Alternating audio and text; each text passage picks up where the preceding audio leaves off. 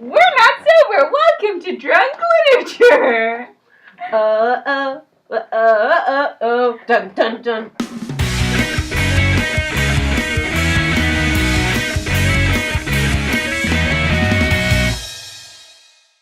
Okay, today we are talking about Macbeth. I taught this one too. I remember talking to my kids and like at the end of the Macbeth lesson, I was like, so what do you guys get out of Macbeth? And they were like, man, we got so many cultural references out of that, like the Harry Potter or like the Hamilton. I'm sure I will when I'm not. adaptions of Macbeth include, but I'm thinking of web series right now. So we have Mac and Beth, which is really good, except they don't have the volume up.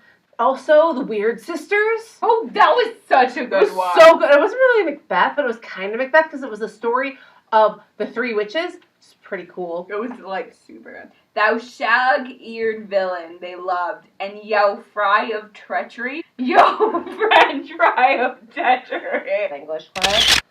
But there's this suspicion with Macbeth because it's such a tragedy. Saying the name of it in a theater is bad luck. So you're supposed to call it the Scottish play.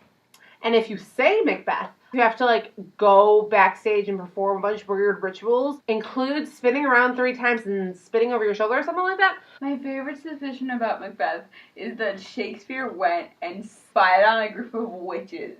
And they cursed him so that if he used their shit in a play, that it would like curse the theater. That's the story of Macbeth. Oh wait, do we have to explain the plot? So, Macbeth. He's this little shit. He's just like won this battle against this dude, and he's just like assassinated this dude that he went against in a battle.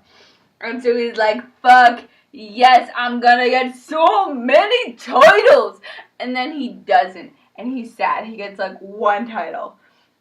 And it's the same title as the guy he killed. And he's like, well, at least I got this shit. And the prince is like, well, I will use you as my advisor from now on. And then the prince comes to visit him, and he's like, fuck, I'm gonna cut you across the neck. And he does, and he kills the prince. Except his wife kills the prince. But it's, you know, there were witches in between. Out, then, spot!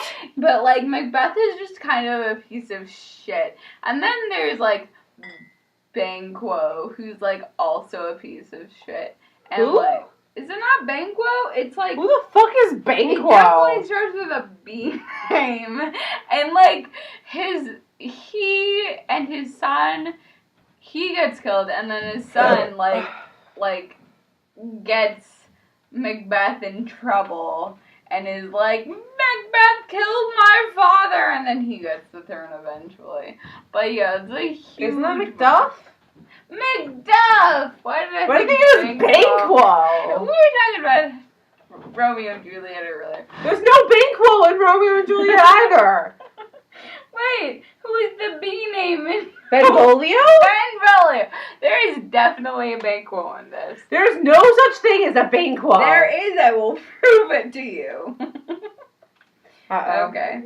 I've read this multiple times for my children. But you are drunk.